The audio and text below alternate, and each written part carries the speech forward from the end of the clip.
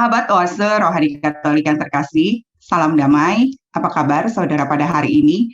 Saya berharap semoga semua dalam keadaan sehat dan senantiasa dalam cinta dan perlindungan Tuhan di hari Minggu biasa yang ke-21 ini. Dan kita sungguh bersuka cita karena pada hari ini telah bergabung bersama kita dalam siaran Zoom Romo Albertus Purnomo OFM yang akan mengisi acara Oase Rohani Katolik pada hari ini bersama dengan saya, Angelica Luciana. Sahabat Oase Rohani Katolik yang terkasih, sebelum kita memulai permenungan pada hari Minggu yang baik ini, marilah satukan hati membuka dengan doa yang akan dibawakan oleh Romo Pur. Romo Pur, mari kita mulai dengan doa. Terima kasih ya Romo sudah berkenan hadir. Marilah para sahabat Oase Rohani Katolik, kita awali dengan doa. Dalam nama Bapa dan Putra dan Roh Kudus. Amin. Amin. Allah Bapa yang kekal dan kuasa, Engkau berkenan mengumpulkan segala bangsa menjadi umat kesayangan-Mu. Kami mohon tunjukkanlah kepada kami jalan menuju iman kepadamu. Dengan pengantaran Yesus Kristus Putra-Mu Tuhan kami, yang bersama dengan Dikau dalam persatuan Roh Kudus, hidup dan berkuasa Allah sepanjang segala masa. Amin. Amin. Dalam nama Bapa dan Putra dan Roh Kudus. Amin. Antifon pembuka. Sendengkanlah telingamu, ya Tuhan. Jawablah aku. Selamatkanlah hamba-Mu yang percaya kepadamu. Kasihanilah aku, ya Tuhanku, sebab kepadamulah aku berseru sepanjang hari.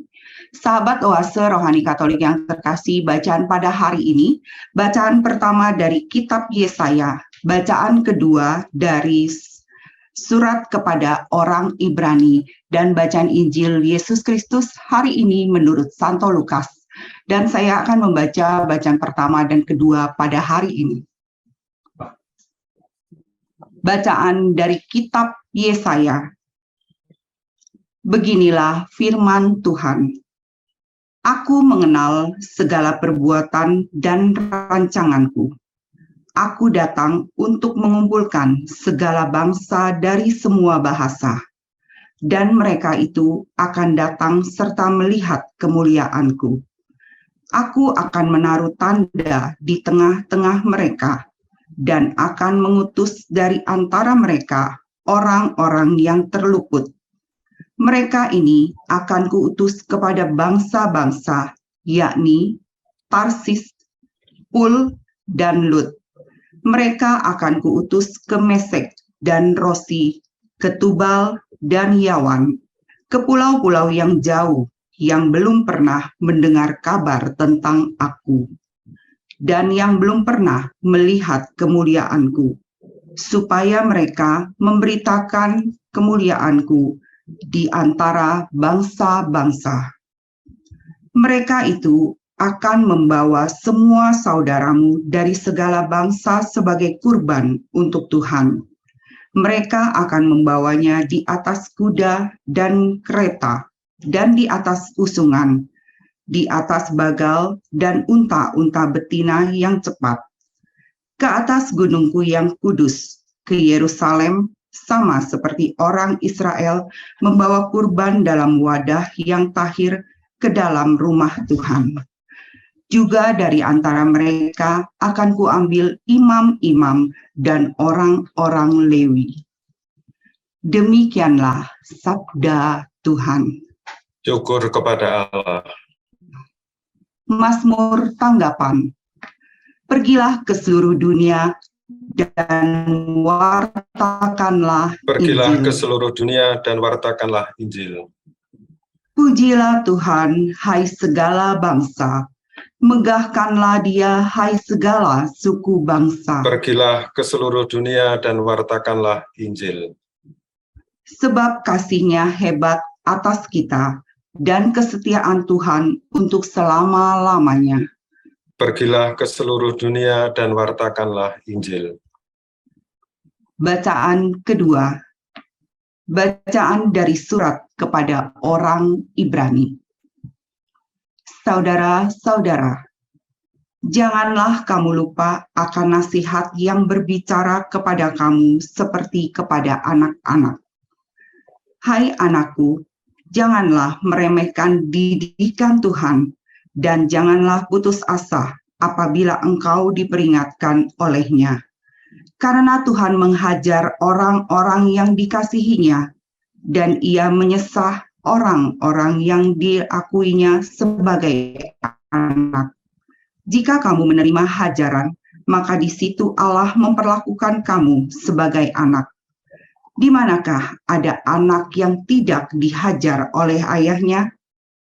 Memang tiap-tiap hajaran pada waktu diberikan tidak mendatangkan sukacita, tetapi duka cita.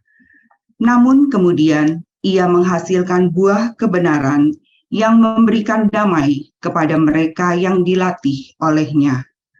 Sebab itu, kuatkanlah tangan yang lemah dan lutut yang goyah. Luruskanlah jalan bagi kakimu, sehingga yang pincang jangan terpelecok, tetapi menjadi sembuh.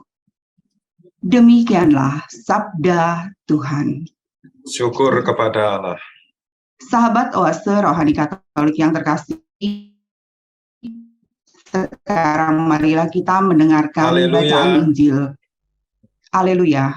Akulah jalan kebenaran dan hidup, sabda Tuhan. Tidak seorang pun dapat datang kepada Bapa kalau tidak melalui aku.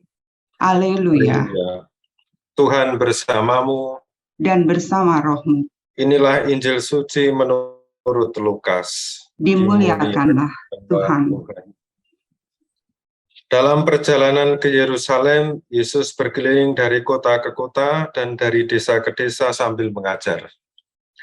Maka bertanyalah orang kepadanya, Tuhan, sedikit sajakah orang yang diselamatkan? Jawab Yesus kepada orang-orang di situ, berjuanglah untuk masuk melalui pintu yang sempit itu. Sebab aku berkata kepadamu, banyak orang akan berusaha untuk masuk, tetapi tidak akan dapat. Jika tuan rumah telah bangkit dan menutup pintu, kamu akan berdiri di luar dan mengetuk-etuk pintu sambil berkata, Tuan, bukakan kami pintu. Tetapi ia akan berkata, aku tidak tahu dari mana kamu datang. Maka kamu akan berkata, kami telah makan dan minum di hadapanmu, dan engkau telah mengajar di jalan-jalan kota kami. Tetapi ia akan berkata kepadamu, aku tidak tahu dari mana kamu datang. Enyahlah dari hadapanku, hai kamu sekalian yang melakukan kejahatan. Di sanalah akan terdapat teratap dan kertak gigi, apabila kamu akan melihat Abraham dan Ishak dan Yakub, dan semua nabi ada di dalam kerajaan Allah. Tetapi kamu sendiri dicampakkan keluar. Dan orang datang dari timur dan barat, dari utara dan selatan, dan mereka akan duduk makan di dalam kerajaan Allah. Dan ingatlah, ada orang yang terakhir yang akan menjadi terdahulu, dan ada yang terdahulu yang akan menjadi terakhir. Demikianlah sabda Tuhan. Terpujilah Kristus. Romo Pur, dari bacaan pertama dan bacaan kedua pada hari ini, ada hikmat dan juga cita apa Romo bagi kita semua di hari Minggu ke-21 yang baik ini?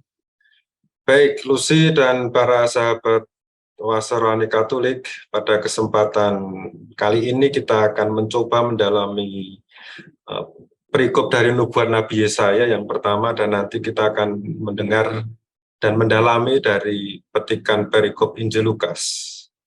Jadi pertama kita akan melihat tentang salah satu petikan yang terkenal dari Nabi Yesaya. Jadi bacaan pertama yang kita dengar ini sebetulnya adalah nubuat dari Nabi Yesaya yang disampaikan kepada orang-orang Yahudi yang baru pulang dari pembuangan di Babel. Jadi kita tahu bahwa orang Yahudi dahulu pernah mengalami penderitaan, yaitu terbuang dari tanah airnya. Tetapi ada suatu masa Tuhan mengizinkan mereka pulang ke negeri Israel. Nah, di situ mereka memulai kehidupan yang baru lagi. Jadi dibuang itu hampir sekitar 40 tahun ya. 40 tahun berada di tanah asing itu sesuatu yang tidak menyenangkan juga. Betul. Dan apa yang diwartakan para nabi itu biasanya ada dua hal. Yang pertama, memberi semangat orang yang patah hati, dalam hal ini para buangan Yahudi yang kembali itu. Dan yang kedua, sekaligus memberi tantangan kepada bangsa Israel. Dan di dalam bacaan pertama kita melihat dua hal itu ya. Nah, menjadi pertanyaannya sekarang adalah, apa tantangan bagi bangsa Yahudi pada waktu itu? Nah, sebetulnya apa yang dikatakan Nabi Yesaya di sini adalah soal keselamatan dari Allah. Jadi, orang-orang Yahudi yang baru pulang dari pembuangan itu diminta oleh Allah untuk menjawab, untuk menerima tawaran keselamatan dari Allah.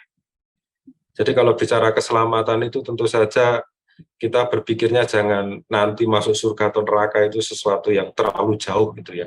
Jadi keselamatan itu adalah pertama-tama hidup dalam damai, hidup dalam ketenangan, hidup dalam relasi yang harmonis.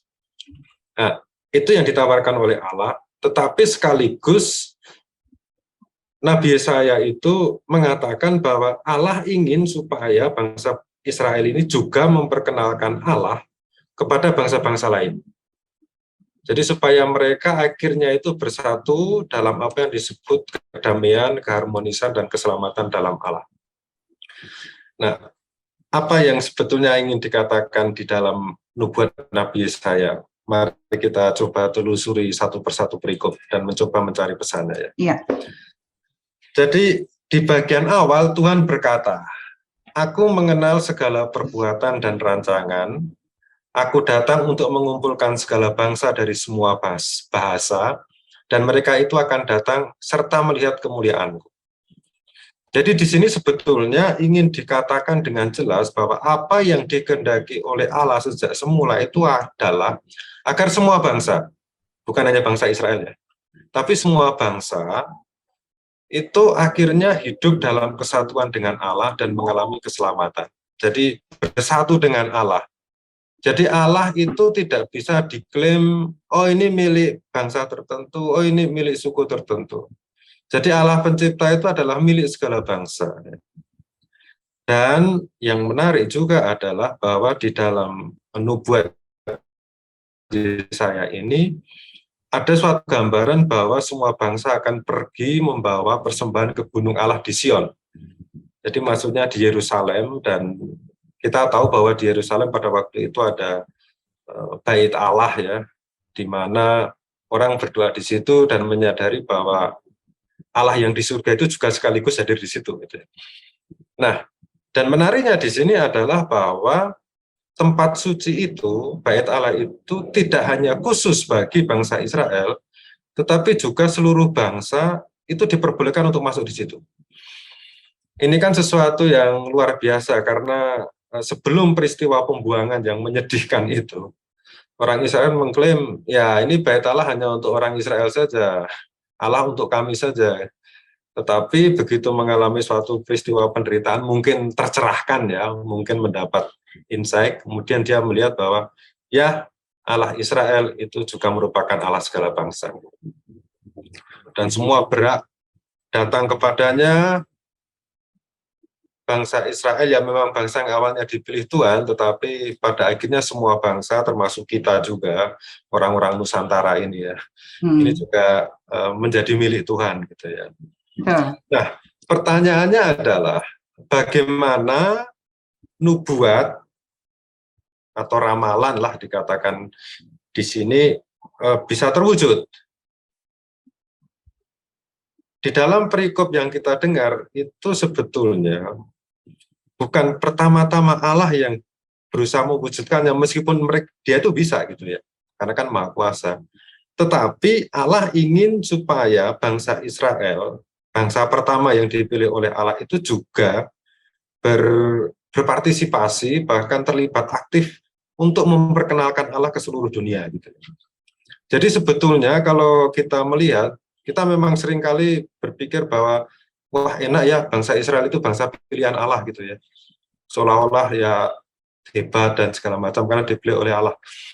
Tapi ya kita harus mengetahui bahwa dipilih itu berarti mendapat tanggung jawab yang lebih besar gitu ya. Betul. Dan di sini bangsa Israel itu dipilih memang, tetapi tanggung jawabnya besar, yaitu memberitakan kemuliaan Allah di antara bangsa-bangsa. Jadi kalau merasa terpilih itu jangan dipikir enak gitu ya, mungkin malah susah gitu ya, karena Beban dia dan tanggung jawab yang lebih besar gitu loh. betul. Nah, jadi kalau kita melihat dari perikop Nabi Yesaya ini sebetulnya ada poin-poin yang menarik untuk dipelajari ya. Tadi itu hanya ulasan teks, sekarang kita mencoba mencari nilai di balik teks itu. Iya.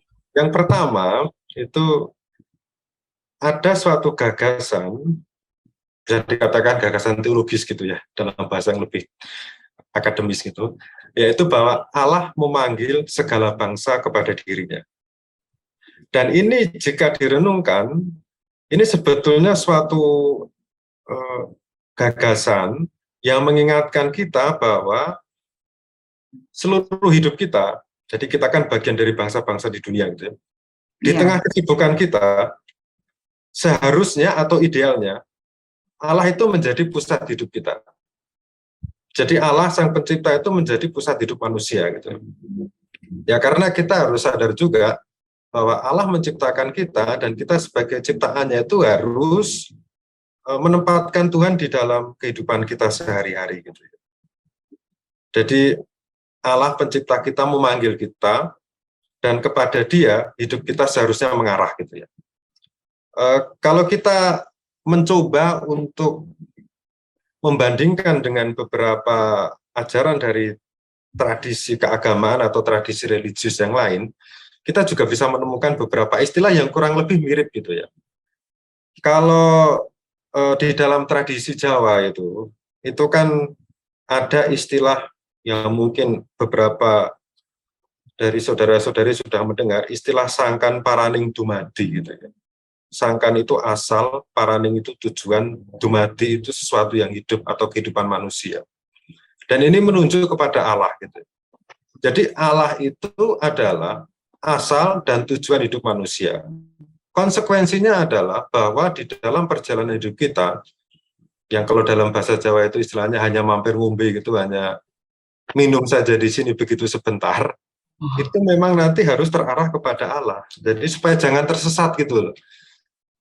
Kalau di dalam tradisi saudara-saudari kita umat muslim, kita sering mendengar juga istilah kalau ada orang meninggal itu ya, innalillahi wa innalillahi roji'un gitu. Iya. Jadi artinya itu sesungguhnya kita adalah milik Allah dan semuanya akan kembali kepada Allah. Ini kan kurang lebih sama dengan apa yang dikatakan oleh Nabi Yesaya ya, bahwa Allah itu akan menjadi pusat hidup kita gitu ya.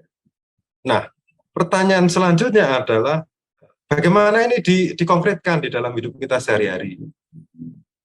Tentu saja bagaimana kita mengimplementasikan ya Romo? Ya, tentu saja ini tidak berarti bahwa kita setiap detik memikirkan Allah sehingga tidak bekerja gitu. Tidak. Tugas manusia itu oleh Allah, oleh Sang Pencipta itu diminta untuk bekerja dengan anugerah yang dimiliki. Kita diharapkan untuk produktif, untuk bermanfaat bagi orang lain. Itu yang dimaui Allah gitu.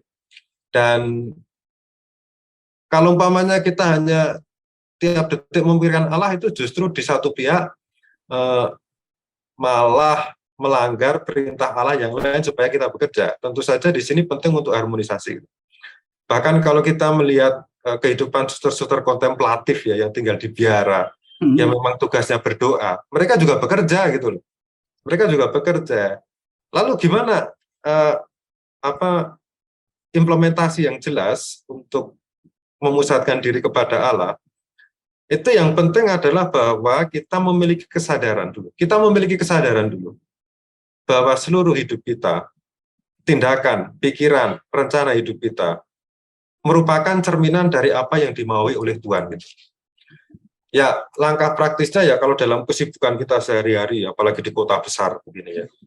Di pagi hari berdoa, di sore hari berdoa, di pagi hari bersyukur kepada Tuhan karena diberikan hidup, masih diberikan hidup dan mohon berkat supaya melaksanakan tugas hari ini dengan baik. Di akhir hari kita berdoa, bersyukur kepada Tuhan karena sudah melewati hari ini dengan baik. Itu minimal.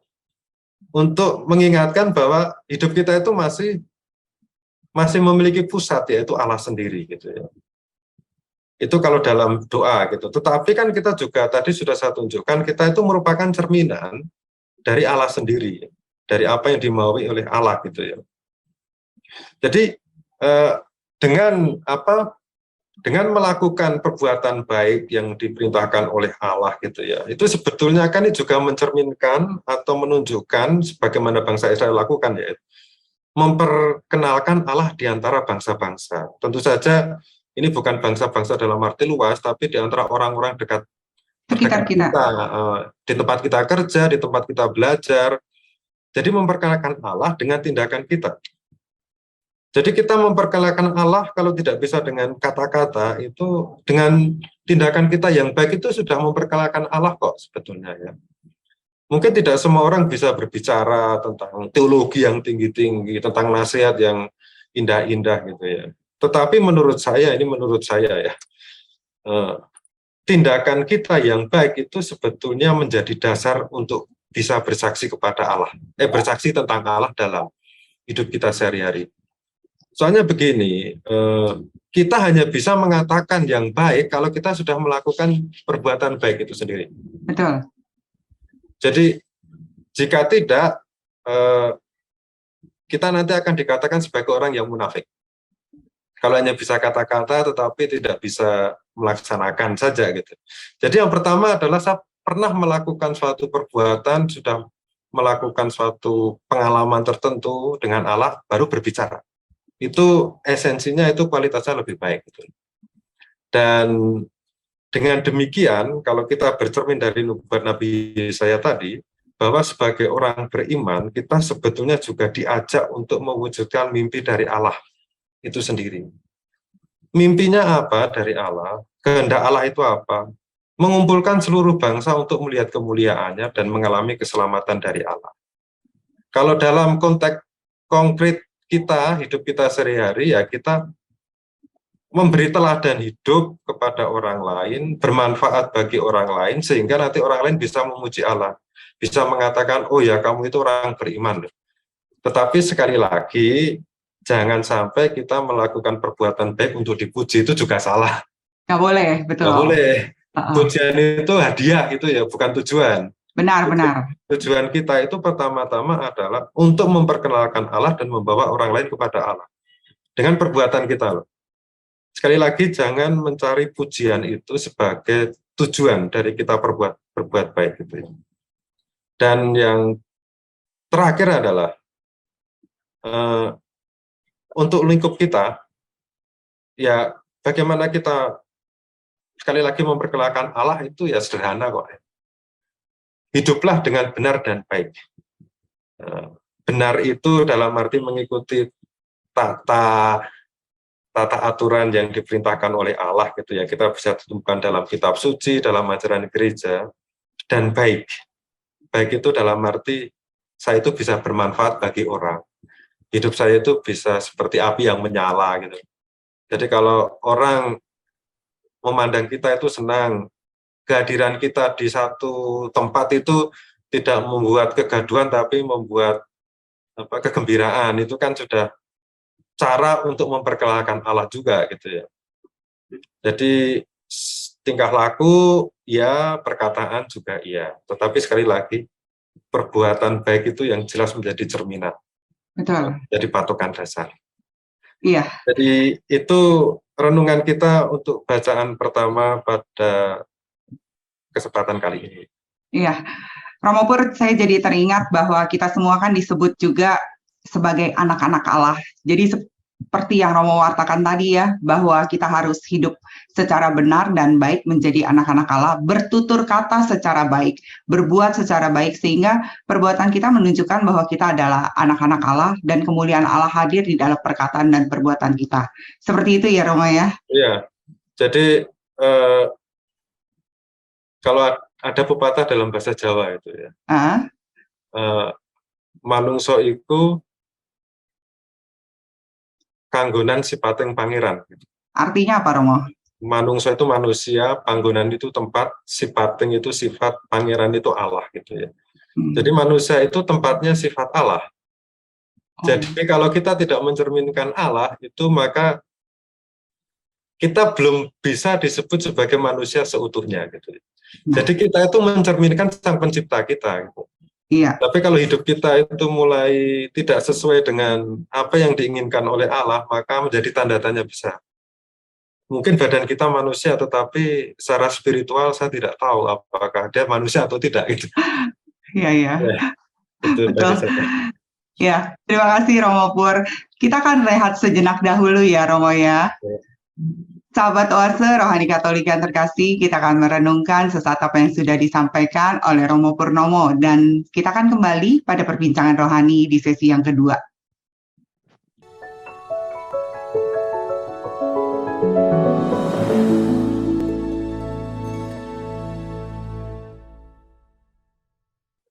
Sahabat Oase Rohani Katolik yang terkasih, salam damai. Kembali lagi bersama Romo Albertus Purnomo OFM dan saya Angelika Luciana. Anda masih menyimak Oase Rohani Katolik. Romo Pur, kita kembali lagi pada dialog iman di sesi yang kedua. Kalau dari bacaan Injil menurut Santo Lukas pada hari ini ada hikmat dan sukacita, Pak Romo? Ya, jadi kita mendengar perikop dari Injil Lukas, dan sebetulnya isinya tidak jauh berbeda dengan apa yang dinubuatkan oleh Yesaya dalam bacaan pertama tadi ya, yaitu keselamatan untuk semua bangsa.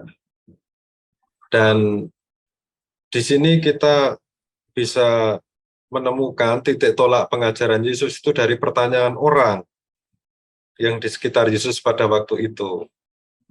Ditanyakan, Tuhan, sedikit sajakah orang yang diselamatkan? Tetapi seperti biasanya, Yesus selalu tidak menjawab dengan jelas. Yesus tapi pakai perumpamaan dan itu ya, Romo. Mengapa Yesus tidak memberikan jawaban secara jelas di hampir semua Injil? Jawabannya satu, supaya pembacanya atau pendengarnya itu juga berpikir. Berpikir, merefleksikan apa sih maksudnya gitu.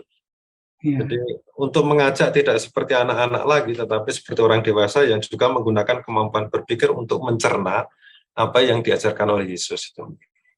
Nah, Yesus menjawab, berjuanglah untuk masuk melalui pintu yang sempit. Banyak orang yang berusaha untuk masuk tetapi tidak dapat. Pertanyaannya, apa maksudnya ini? Jadi di sini Yesus sebetulnya menggunakan analogi atau kesamaan dengan apa yang kerap dipakai oleh orang pada zamannya, pada zaman Yesus dalam mengajar gitu. Biasanya menggunakan perbandingan. Dan jawaban Yesus ini kan sebetulnya mengandaikan suatu gagasan bahwa setiap orang dalam hidup dihadapkan pada dua pilihan. Antara baik atau buruk, antara jalan kebaikan atau jalan kejahatan. Kalau di dalam perkataan Yesus jelas, pintu sempit itu melambangkan jalan kebaikan, penuh perjuangan, tetapi membawa keselamatan. Sementara pintu yang lebar, meskipun tidak dikatakan di dalam Injil, itu adalah pintu yang mudah dimasuki, tetapi sering tidak membawa kedamaian. Saya tidak mengatakan pintu itu pintu kejahatan gitu ya, tetapi pintu yang mudah dimasuki, tetapi seringkali tidak membawa kedamaian, malah situasi yang pusing, bingung, dan segala macam. Nah, jika Yesus mengatakan supaya para muridnya berjuang untuk memasuki pintu yang sempit, ini berarti apa? Ini berarti bahwa keselamatan bukan sesuatu yang mudah dicapai. Nah, tadi sudah saya singgung dalam ulasan sebelumnya bahwa yang namanya keselamatan itu adalah situasi di mana hidup kita itu damai, tenang, mempunyai relasi yang harmonis dengan Tuhan, dengan alam, dengan diri kita sendiri, dan dengan sesama gitu ya. Nah, untuk membangun situasi seperti ini butuh perjuangan. Butuh perjuangan. Ada pepatah dalam bahasa Arab, tapi saya lupa bahasa Arabnya, tapi saya ingat itu ya, pepatah di Timur Tengah sana itu. Dari kesulitan menuju kemudahan. Ya, jadi kalau orang itu Dari kesulitan menuju kemudahan. jadi kalau orang itu mencintai kesulitan, pasti nantinya dia akan mencapai Menemukan kemudahan. kemudahan. Tapi kalau orang sudah menolak kesulitan, dia akan sulit terus gitu ya. Kalau mau carinya mudah, itu nanti dia tidak akan berkembang. Gitu. Artinya dia tidak berjuang ya, Romo? Dia tidak berjuang. Padahal kan hidup kita kan suatu perjuangan. Betul. Jadi, jangan pernah untuk menyangkal kesulitan. Menyerah. Tapi juga menyangkal kesulitan dalam hidup. Maunya enak terus. Ya. Hati-hati. Hidup ini tidak selalu enak gitu. Betul. Nah, dan itu yang pertama ya. Mau menunjukkan bahwa kalau kamu mau mencapai keselamatan ya berjuang gitu loh. Ya nanti kita akan jelaskan maksudnya apa. Tapi kita kembali ke perkataan Yesus. Yang kedua, Yesus berbicara tentang sesuatu yang tidak ingin kita dengar gitu ya. Nah, jadi ada orang yang mau masuk, dia mengatakan, Tuhan bukalah pintu. Tapi Tuhannya ngomong, tidak bisa. Kemudian si orang ini ngomong, kami telah makan dan minum di hadapanmu dan engkau telah mengajar di jalan-jalan kota kami. Ini maksudnya bahwa dia mengenal Yesus. Apa yang dikatakan? Tidak. Enyahlah dari hadapanku, hai kamu sekalian yang melakukan kejahatan. Jadi, ini suatu tuntutan lain untuk mencapai keselamatan itu ya. Apa? Berbuat baik. Berbuat baik, jangan melakukan kejahatan. Orang ini yang meminta dibukakan pintu, ini suatu perumpamaan. Ini memberi kesaksian bahwa dirinya mengenal Tuhan, makan minum di hadapan Tuhan, mendengarkan ajaran Tuhan. Ya, kenapa dia ditolak? Satu hal saja. Engkau telah melakukan kejahatan. Jadi, ini peringatan bagi kita, sekaligus tantangan bagi kita. Ya mungkin kita sebagai orang Kristiani sudah dibaptis, mungkin pergi misa gitu ya. Ya meskipun ada banyak tidak misa gitu ya, apalagi situasi pandemi gitu ya. Sekarang misalnya online ya, Romo. Online gitu. Kemudian memuji Allah tapi kalau mengikuti apa yang dikatakan Yesus, wah ternyata tidak menjamin masuk ke dalam kerajaan surga, kan repot juga ini loh. Kan juga ngeri juga, tapi apakah harus diartikan semacam itu? Itu pertanyaan lain. Memang ada yang akhirnya berpikiran kontra sebaliknya. Orang berkomentar, kalau begitu ya nggak usah pergi ke gereja, nggak usah terlibat dalam kegiatan menggereja, nggak usah berdoa, karena toh itu semua tidak menjamin keselamatan. Saya mengatakan ini lebih parah lagi gitu. Emangnya tidak mengenal Tuhan ya sama sekali. Malah tidak mengenal Tuhan sama sekali gitu loh. Ya. Jadi pergi ke gereja, ikut misa, terlibat dalam aktivitas itu memang harus dilakukan meskipun itu sebetulnya sangat dasariah gitu ya. Soalnya kalau tidak ke gereja bagaimana mengenal Tuhan? Tidak pernah tanda salib bagaimana mengenal Tuhan gitu. Tapi itu menjadi syarat, tapi bukan syarat yang utama. Syarat yang utama adalah bahwa hidup kita bisa berubah dengan kegiatan-kegiatan agama yang kita lakukan di dalam gereja. Jadi kita perlu untuk membuat hidup kita itu penuh berkat, penuh arti bagi orang lain gitu ya. Jadi memang ada bahaya juga. Kadang orang menunjukkan diri sebagai orang Kristiani, mengakui diri sebagai orang Kristiani, tapi hidupnya itu jauh gitu ya, jauh dari apa yang diinginkan oleh Yesus terhadap murid-muridnya gitu ya. Dan memang yang perlu diperlihatkan atau dilakukan oleh murid-murid Yesus adalah bahwa menjadi orang Kristiani, menjadi pengikut Kristus, mereka yang mengaku mengenal Yesus Kristus dan hidup menurut ajarannya, itu juga perlu melakukan pertobatan dan pembaruan hati dan pikiran dari hari ke hari. Jadi transformasi hidup, perubahan hidup, itu diperlukan sehingga Tuhan bisa menerima diri kita dan hidup kita. Itulah yang harus dikejar gitu ya. Kemudian bilang, saya tidak perlu pergi ke gereja gitu. Siapa bilang? justru perlu pergi ke gereja, minimal mengingatkan kita bahwa junjungan kita itu Yesus Kristus, Allah itu yang selalu mengasihi kita. Saya tidak bisa membayangkan kalau orang tidak pergi ke gereja gitu. Mereka itu dapat suntikan, dapat inspirasi tentang Allah dari siapa gitu. Dan imannya pasti tidak tumbuh, Romo ya. Ya, imannya tidak tumbuh karena tidak bertemu dengan orang-orang seiman ya. Betul.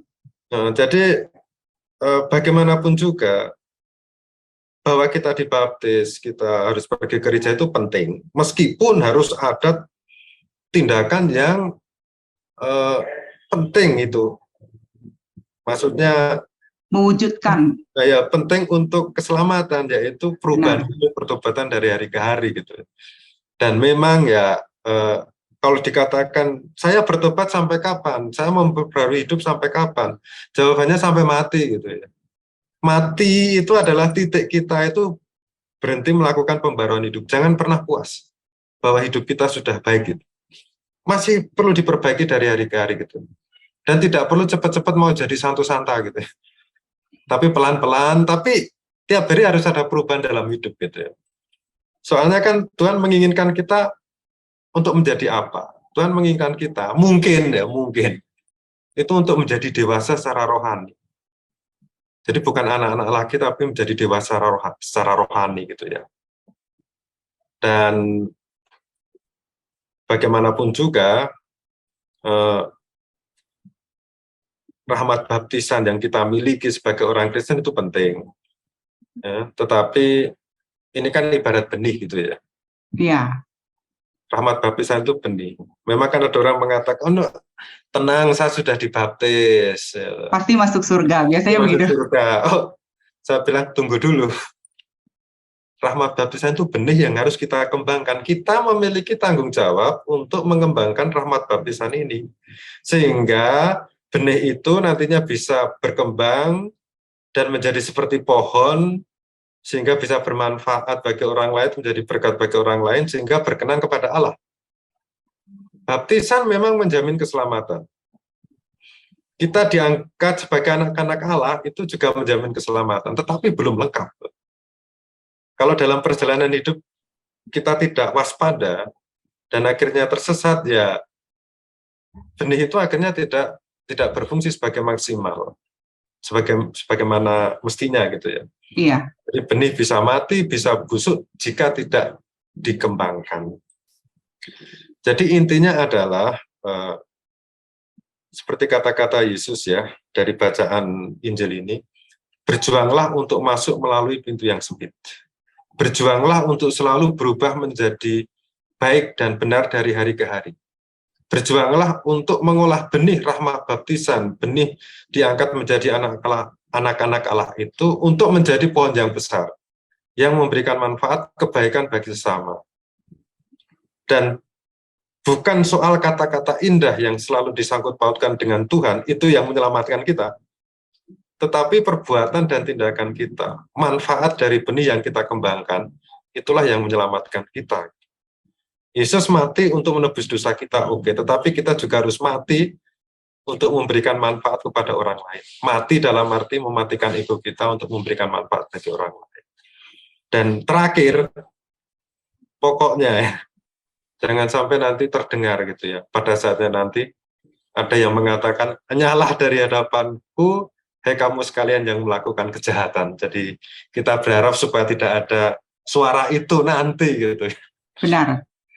Oke, jadi itu dari saya, Lucy. Iya, Romo Pur, terima kasih. Ini luar biasa sekali membuat iman kita juga pikiran dan tindakan kita harus benar-benar menunjukkan bahwa kita adalah anak-anak Allah. Kita harus berbuat secara benar, berkata benar, sehingga tingkah laku dan upaya kita selalu berbuat kebaikan bagi sesama. Seperti itu ya, Romo ya. Terima kasih Romo buat permenungannya pada hari ini, memberikan inspirasi dan semangat di dalam kehidupan beriman kita semua. Sahabat Oase Rohani Katolik yang terkasih, usai sudah kebersamaan kita pada hari ini. Saya, Angelica Luciana, dan Romo Albertus Purnomo OFM, mohon pamit dari ruang dengar Anda. Sekarang marilah kita satukan hati, menutup dengan doa, dan mohon berkat Allah melalui Romo Pur. Marilah kita berdoa dalam nama Bapa dan Putra dan Roh Kudus. Amin. Amin. Allah Bapa yang kekal dan kuasa, kami bersyukur karena Engkau telah mengajar kami melalui sabda-sabda putra-Mu, sehingga kami dapat Kau perkenankan mencicipi anugerah keselamatan surgawi yang Kau janjikan. Semoga kami dikuatkan dalam menapaki peziarahan hidup di dunia ini, dan kelak Kau perkenankan menikmati perjamuan surgawi bersama dengan Engkau, dengan pengantaran Kristus Tuhan kami. Amin. Tuhan bersamamu, Dan bersama rohmu. semoga Allah yang Maha Kuasa memberkati saudara-saudari sekalian, Bapa dan Putra dan Roh Kudus. Amin. Semoga kita semua dapat menjadi garam dan terang kasih Tuhan bagi sesama. Jangan lupa tetap jalankan protokol kesehatan untuk kebaikan kita semua. Romo Pur, terima kasih. Salam damai untuk semuanya.